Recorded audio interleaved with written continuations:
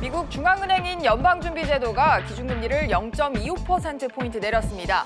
연준이 금리를 내린 건 거의 11년 만인데 세계의 경기 둔화 기조에 선제적으로 대응하기 위한 조치입니다. 일본의 한국 수출우대국 제외 결정이 하루 앞으로 다가온 가운데 한일 외교장관이 오늘 오전 태국 방콕에서 회담을 시작했습니다. 우리 정부는 이 자리에서 한국을 제외하면 결국 일본에도 피해라는 점을 다시 한번 강조할 예정입니다. 지난달 수출액이 지난해보다 11% 감소하면서 8개월 연속으로 줄었습니다. 최대 감소율을 보였던 지난 6월보다는 나아진 모습인데 반도체와 석유화학 등 주력 수출 품목이 여전히 부진했습니다. 후분양에 나선 과천주공 1단지 재건축 아파트 푸르조 서밋 1순위 청약이 평균 4.5대 1의 경쟁률을 기록했습니다. 분양가는 다소 높았지만 앞으로 더 오를 거란 기대감, 그리고 분양가 상한제 시행에 따른 공급 부족 우려가 청약 열기를 끌어올렸습니다. 이상 이 시각 주요 뉴스입니다.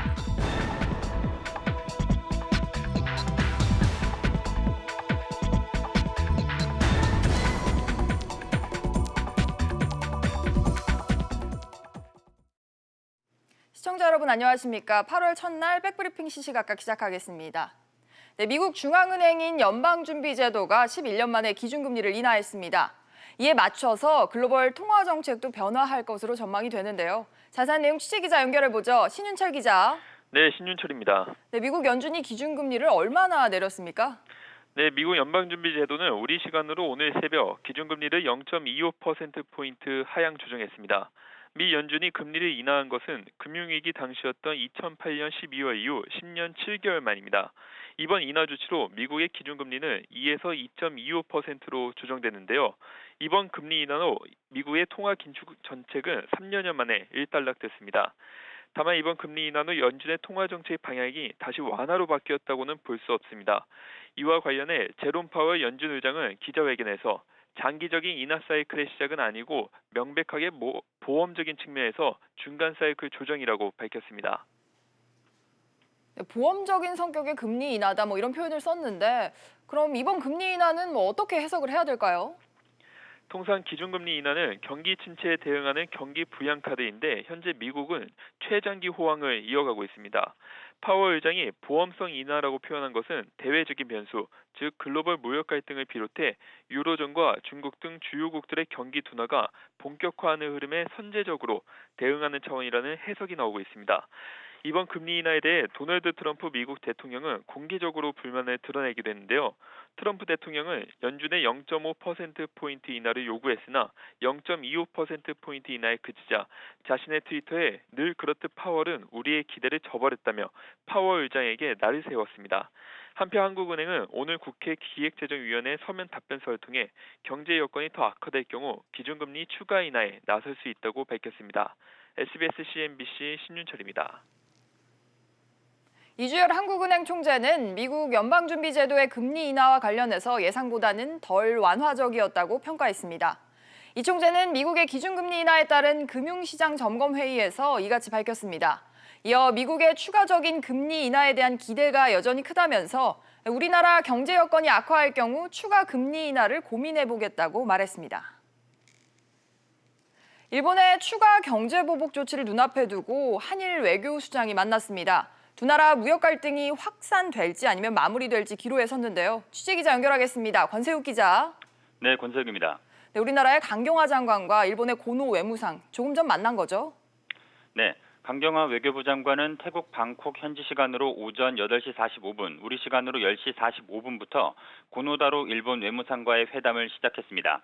두 나라 외교장관이 만나는 것은 일본이 지난달 4일 수출 규제 조치를 취한 이후 처음입니다. 강 장관은 고노 외무상에게 수출 규제 조치 철회와 한국을 화이트 리스트에서 빼는 절차의 중단을 촉구할 예정입니다. 네, 그런데 이렇게 어렵게 만나기는 했는데 일본이 기존 입장을 유지할 거란 관측이 많다고요? 네, 태도를 바꿀 가능성이 낮은 것으로 예상됩니다. 고노 외무상은 일본 정부가 실시한 조치의 정당성 등 기존 주장을 반복할 전망입니다. 일본 정부 대변인인 스가 요시히데 관방장관도 어제 브리핑을 통해 기존 방침에 변화는 없으며 관련 절차를 진행할 것이라는 입장을 내놨습니다. 네, 한편으로는 미국의 중재로 기후가 바뀔 수 있다 이런 예상도 있죠. 미국이 두 나라의 중재 역할에 나설 것이라는 관측이 나옵니다. 외신에 따르면 미국은 분쟁 중지 협정에 양국이 합의하는 방안을 검토할 것을 촉구했습니다. 이런 가운데 유명희 산업부 통상교섭본부장도 내일부터 중국 베이징에서 열리는 영내 포괄적 경제 동반자 협정 회의에 참석해 일본 조치의 부당성 등을 지적할 계획입니다. SBS CNBC 권재욱입니다. 현재 국회 차원에서 한일 경제 갈등을 풀기 위해 여야 의원들이 일본을 방문 중인데요.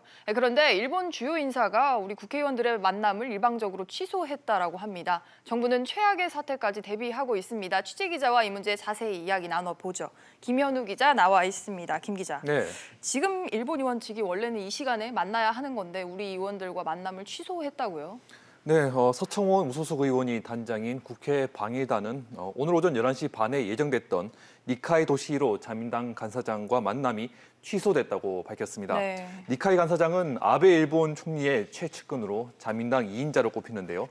사실 원래 어제 오후에 약속이 잡혀 있었는데 내부 회의가 생겼다고 이를 미루고 그리고 오늘 다시 만날 수 없다는 연락이 왔다고 합니다.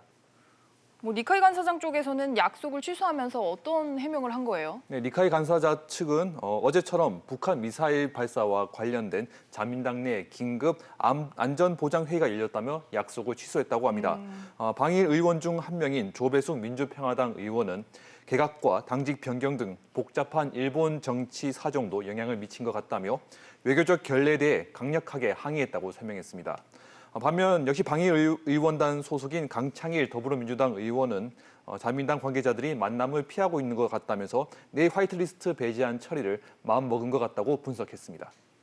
네, 어제 상황을 봐도 어제부터 방일단과 일본 의원 사이에는 이견이 있었다면서요? 네, 어제 방일단은 자민당 소속인 누카가 후쿠시로 이란 의원연맹 회장 등을 만났는데요.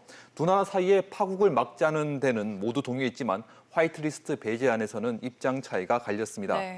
서청원 의원이 화이트리스트 배제안이 발효되지 않도록 일본 의회가 노력해달라고 요청했지만 일본 의원들은 일본 수출 규제는 정당하다고 답변을 한 것으로 알려졌습니다. 이 같은 입장 차이 때문에 어제 공동 성명서는 발표하지 못하고 공동 인식을 갖는 입장문만 내기로 하는데 그쳤습니다. 그렇군요. 그래서 정부도 일단은 화이트리스트 배제를 염두에 두고 그걸 가정을 하고 대책을 준비하고 있는 상황인 거죠. 네, 어제 오전 일본 수출 규제 대책 민관정 협의회가 첫 회의를 열었습니다. 회의에 참석한 홍남기 경제부총리는 핵심 소재, 부품, 장비 기술 개발에 매년 1조 원 이상을 지원하겠다고 밝혔습니다.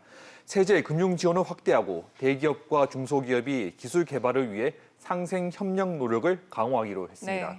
하지만 단기간에 일본 의존도를 줄이고 국산 화류를 높인다는 정부 대책이 비현실적이라는 지적도 나왔는데요. 박용만 대한상공회의소 회장은 기술 개발은 긴 시간이 필요하기 때문에 해외 기술기업 인수 등 유연하고 열린 자세가 필요하다고 조언했습니다. 또 어제 오후 청와대에서는 문재인 대통령과 이낙연 국무총리가 일본 규제 대응책을 최종 점검했는데요. 정부는 내일 일본이 가기에서 화이트리스트 배제안을 처리하면 바로 대일 메시지와 종합 대책을 발표할 계획입니다. 네, 내일이 어떻게 보면 빅데이가 될 것 같은데요. 국회 방일단과 우리 정부의 대응 내역 소식 전해드렸습니다. 김 기자 수고했습니다. 네, 이낙연 국무총리는 오늘 열린 국정현안 점검회의에서 신북방 또 신남방 정책을 위한 항만 경쟁력 강화에 오는 2040년까지 42조 원을 투자하겠다고 밝혔습니다. 이 총리는 이어 53만 개의 일자리를 만들며 65조 원의 부가가치를 창출할 거라고 덧붙였습니다. 이 총리는 또 지자체와 민간이 지역의 수요와 특성에 맞는 고부가가치 산업을 항만 인근에 유치하고 또 해양 레저 문화 시설을 확충하는 등 지역 경제 활성화에 노력해 줄 것을 당부했습니다. 수출이 8달째 하락했습니다. 반도체 등의 부진이 이어지면서 중국과 미국, 일본에 대한 수출이 모두 감소했는데요. 취재기자 연결해 보겠습니다. 오정인 기자. 네, 오정인입니다. 네, 산업통상자원부가 지난달 수출입 동향을 발표했습니다. 이거 어떻게 나왔습니까? 네, 지난달 그러니까 7월 수출은 461억 달러, 수입은 437억 달러였는데요. 수출과 수입 모두 지난해 같은 기간보다 각각 11%, 2.7% 줄었습니다. 수출의 경우 지난해 12월부터 8개월 연속 하락세를 보이고 있습니다. 네, 이렇게 수출이 감소한 원인도 전해주시죠. 정부는 수출 부진 원인으로 미중 무역 분쟁 장기화와 일본 수출 규제 조치 등 대외 여건 악화를 꼽았습니다. 또한 반도체 업황 부진과 반도체 단가 하락에 따른 영향, 국제 유가 회복 지연으로 인해 석유화학, 석유 제품이 부진한 것이 복합적으로 작용됐다는 분석입니다. 네, 그렇군요. 구체적으로 보면 어떤 품목이 또 어떤 국가에 대한 수출이 줄고 늘었습니까? 품목별 수출은 반도체가 28.1%, 석유화학이 12.4%, 석유 제품은 10.5% 줄었습니다. 국가별 수출 동향을 살펴보면 우리 최대 수출 시장인 중국으로의 수출이 16.3% 줄었고 2대 수출 시장인 미국 역시 0.7% 감소했습니다. 올해 상반기 일본으로의 수출이 계속 감소세인 가운데 지난달 수출은 0.3% 줄었습니다.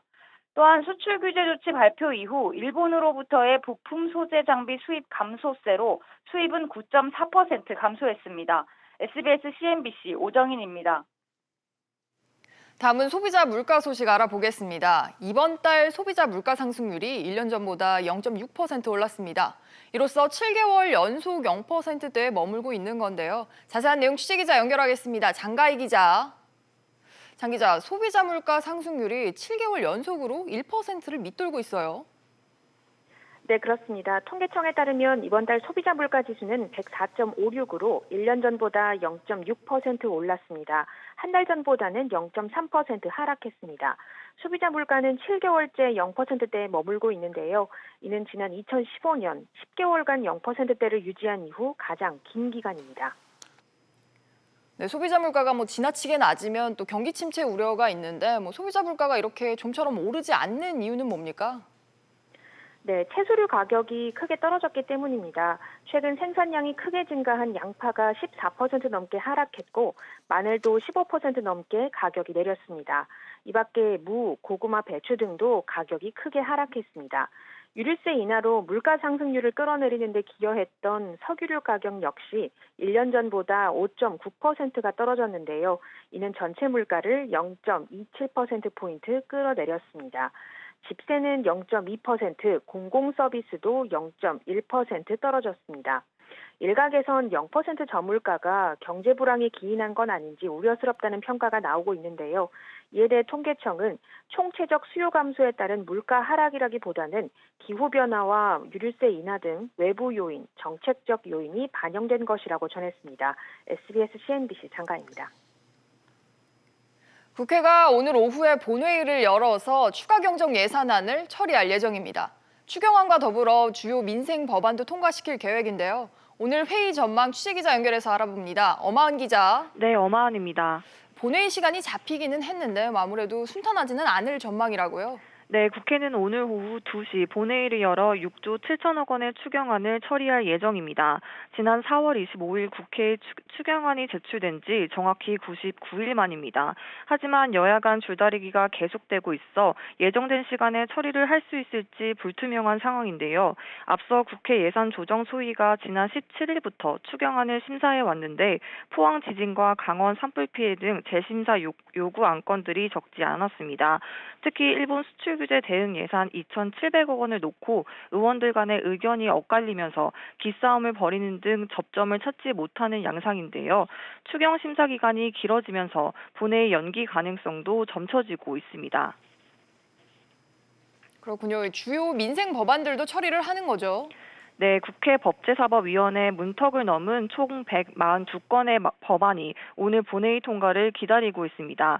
공급과잉 업종에 속한 기업이 신속하게 기존 사업을 재편할 수 있도록 규제를 푸는 기업 활력 제고 특별법과 국내 줄기세포 치료를 허용하는 첨단재생의료법, 또 카풀 영업 가능 시간을 규정한 여객법 개정안 등이 오늘 본회의 통과 대상입니다.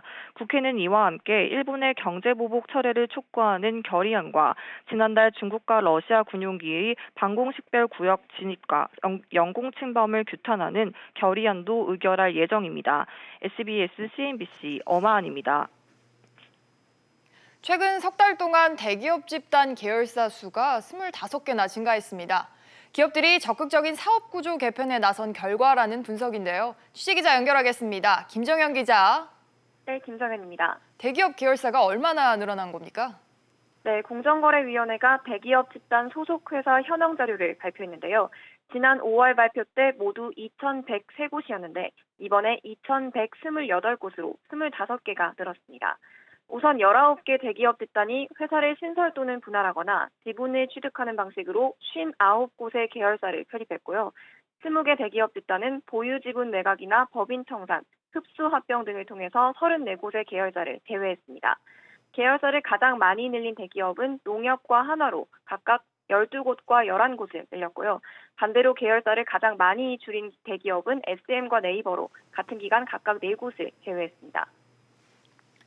네, 그런데 이렇게 단순히 수가 늘어난 것 말고도 구체적으로 어떤 변화가 눈에 띕니까? 네, 기업 구조를 개편하기 위해 회사를 분할한 후 신규 설립하는 사례가 많았습니다. 현대중공업이 대우조선해양을 인수를 하기 위해 사업 부문을 자회사로 먼저 분할한 뒤 회사 이름을 한국조선해양으로 바꿨고요. 이 CJ는 CJ 대일대당이 국내 생물자원 사업 부문을 분할해 CJ 생물자원을 새로 설립했습니다. 또 문화 콘텐츠 등의 분야에서 지분 인수를 통한 계열 편입 사례가 두드러졌는데요. SK는 SK텔레콤이 디지털 광고 플랫폼 회사인 잉크로스와 그 자회사를 인수했고, 카카오는 웹소설 관련 회사 사운디스트 엔터테인먼트와 RS 미디어를 새로 계열사로 편입했습니다. 건설사들의 언론사 인수도 눈에 띄었는데 중흥건설그룹이 신문사 헤럴드를, SM그룹의 경우 울산방송을 각각 인수했습니다. SBS CNBC 김정현입니다. 과천주공 1단지를 재건축하는 후분양 아파트. 과천 프루지오 서밋의 1순위 청약에서 일부 미달이 발생했습니다. 분양가 규제를 피해 후분양으로 높은 가격을 정하다 보니 대형 평형에서는 미달이 나왔다는 분석인데요. 취재기자 연결해 보겠습니다. 김한진 기자. 네, 김한진입니다. 김 기자, 먼저 청약 결과 전해주시죠. 네, 어제 마감된 1순위 청약에서 총 506가구 모집에 해당 지역과 기타 지역 포함 2,274명이 몰리면서 평균 경쟁률 4.5대 1을 기록했습니다. 최고 경쟁률은 전용 면적 84제곱미터에서 나왔는데요. 56가구 모집에 399명이 청약해 32대 1을 기록했습니다. 하지만 대형 평형은 고전을 면치 못했는데요. 전용 면적 126제곱미터 이상 일부 물량은 미달됐습니다.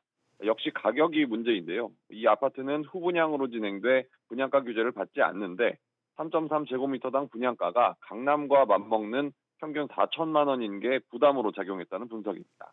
여기에 분양가가 모두 9억 원이 넘어서 중도금 대출도 되지 않았습니다.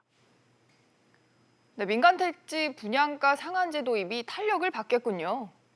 그렇습니다. 이번 과천 프루지오 서밋 사례처럼 강남권 재건축 단지들이 주변 시세와 비슷하게 분양가를 높게 받기 위해 후분양을 추진 중인데요. 분양가를 막무가내로 크게 올려서 주변 아파트값도 덩달아 오르는 등 부작용이 생길 수 있다 보니 국토부가 분양가 상한제 적용 기준을 완화하는 방안을 준비 중입니다. 현행법에서는 이미 관리 처분인가를 받은 재건축 단지는 상한제 대상이 아니지만 국토부가 시행령을 바꿔서 아직 입주자 모집을 하지 않은 모든 재건축 아파트를 대상으로 상한제를 시행할 가능성이 있습니다. SBS CNBC 김한진입니다. 국내 1위 렌털 기업인 웅진코의 인수전에 막이 올랐습니다. SK그룹과 중국 하이얼 등이 인수 의향서를 낸 것으로 알려졌는데요. 자세한 소식 취재기자 연결하겠습니다. 서주영 기자. 네, 서주연입니다. 네, 웅진코의 매각을 위한 예비 입찰, 이게 어제 이루어졌죠? 네, 그렇습니다. 2조 원 규모의 웅진코웨이의 재매각 예비 입찰이 모두 7개 업체들이 참여한 것으로 알려졌습니다.